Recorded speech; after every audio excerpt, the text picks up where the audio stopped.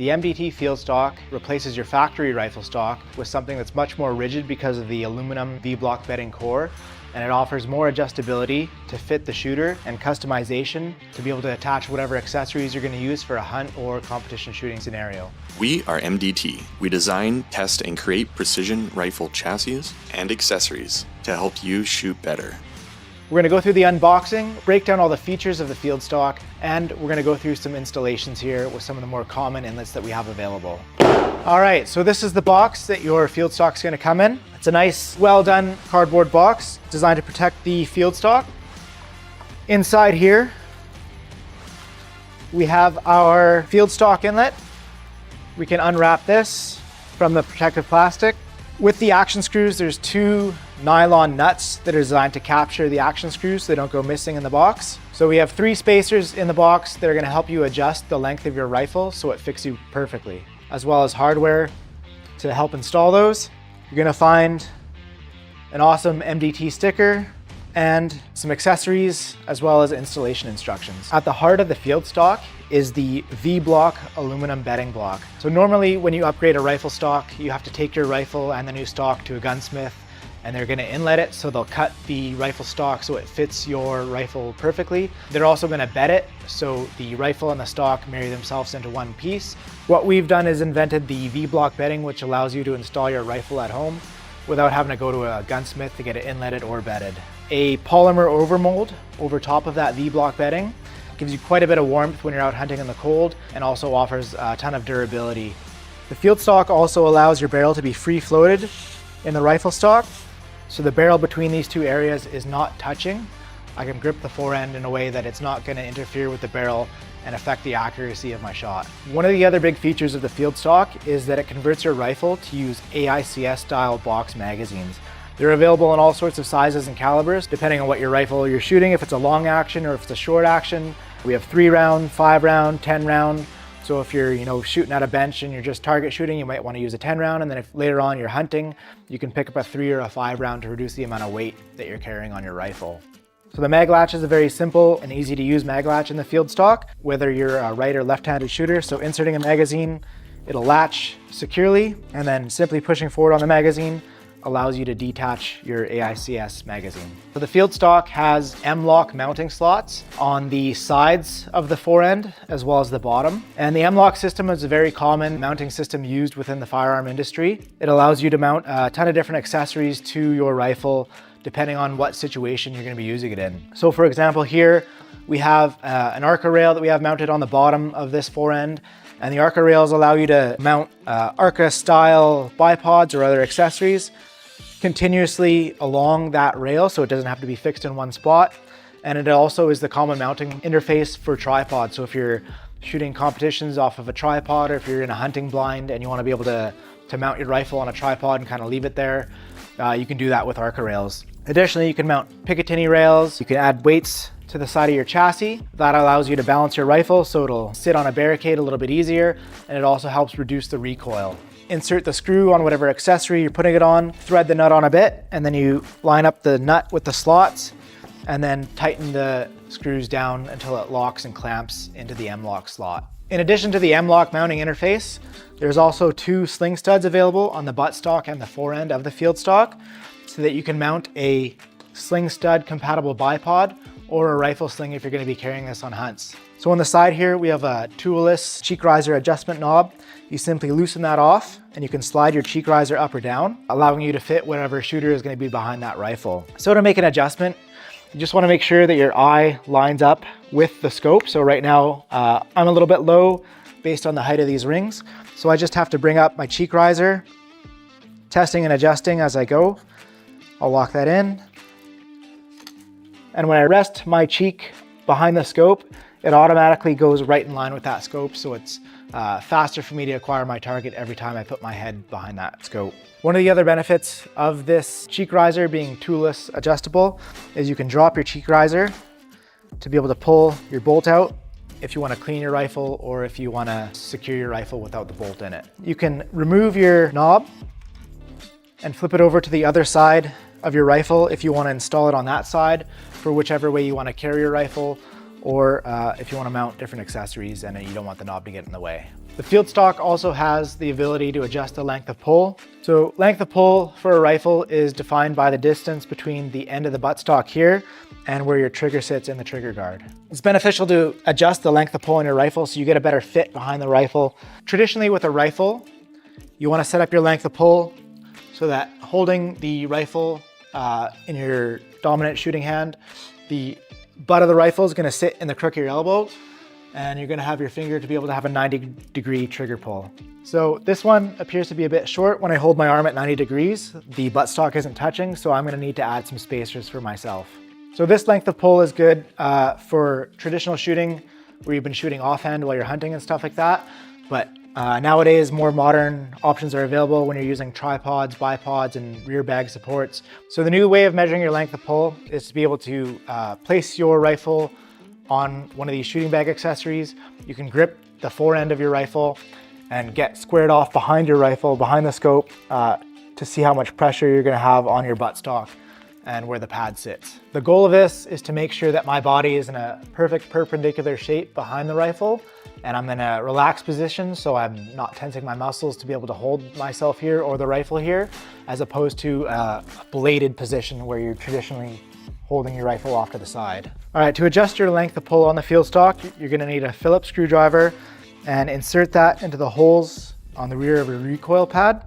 Turn counterclockwise to remove the screws that are holding your recoil pad and spacers in place. Once you remove the 2 screws that came installed in the stock, you're gonna find the 2 longer screws that come in the bag. You're gonna select however many spacers that you want to increase your length of pull by. So here we'll use all the spacers just to demonstrate.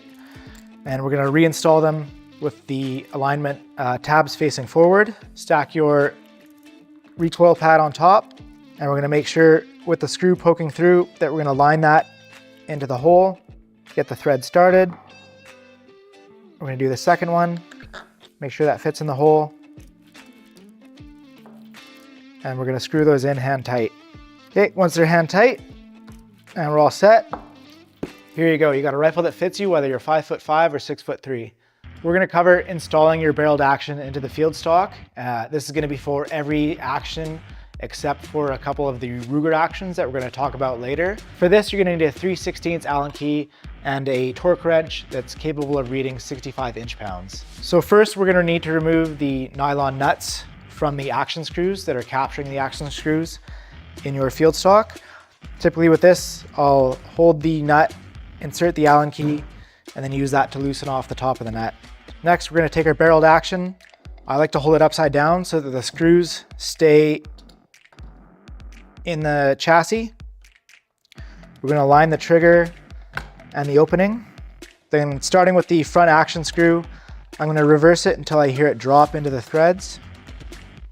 And then I'll tighten that down just till it's a little snug. And then I'll do the same with the rear action screw. So they're just snug at that point. Then I'm gonna take the barrel, holding the stock vertical. I'm just gonna give it 3 quick taps to make sure that the recoil lug has been seated properly so we don't have any issues with accuracy later on. And then I'm gonna tighten the action screws down a little more snug. Give it another couple of taps there. Then with my torque wrench, starting with the front action screw, I want to alternate torquing these down until both of them are at 65 inch-pounds. Okay, 65 inch-pounds for both of these. Remove my chamber flag.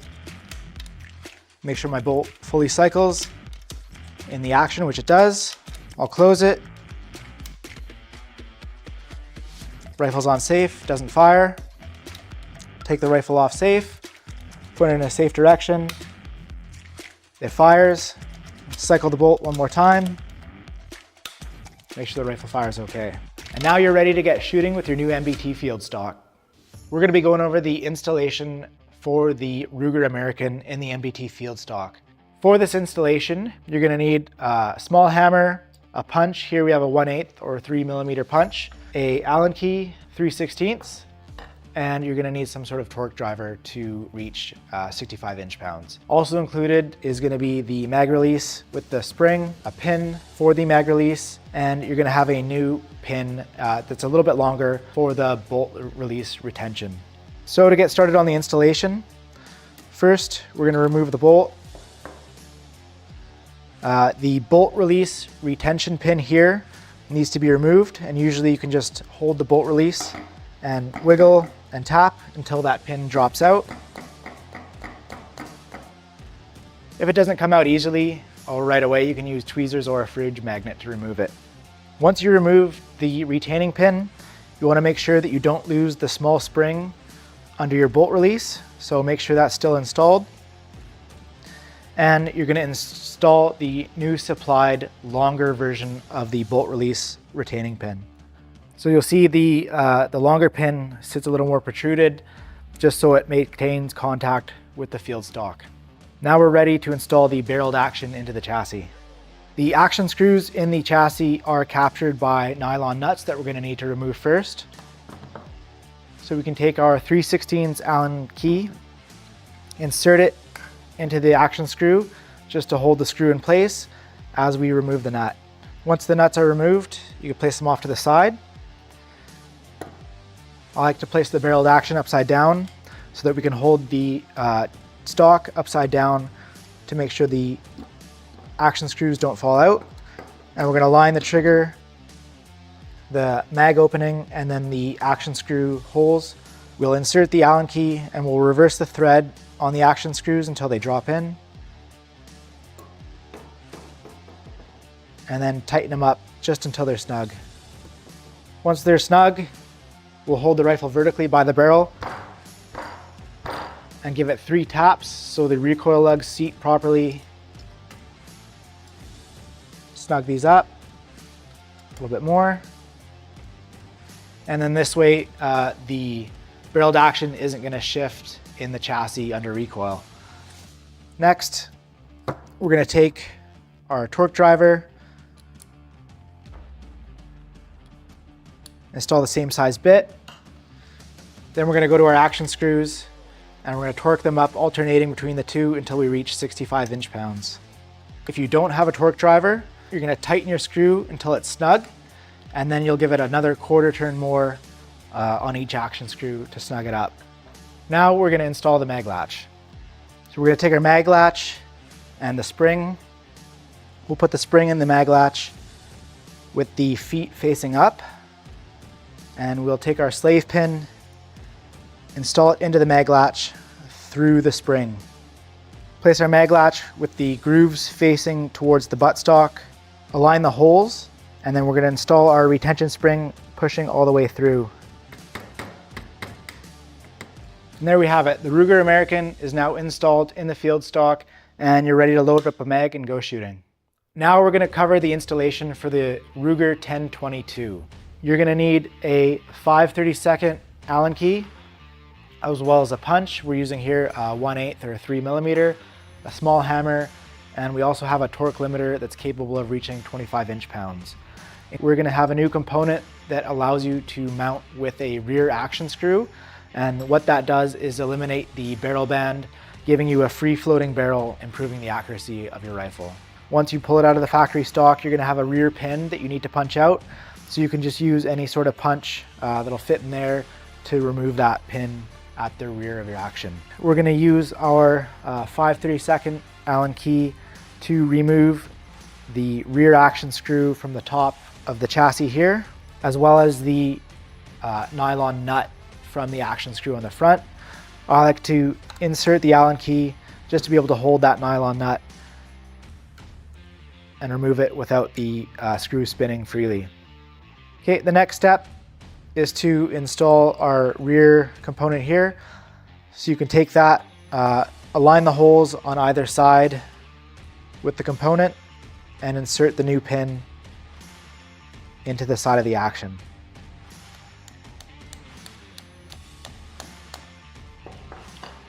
Just ensure that there are 2 pins on the trigger mechanism that haven't wiggled themselves loose. If they have, just make sure you realign them so they're sitting in the middle.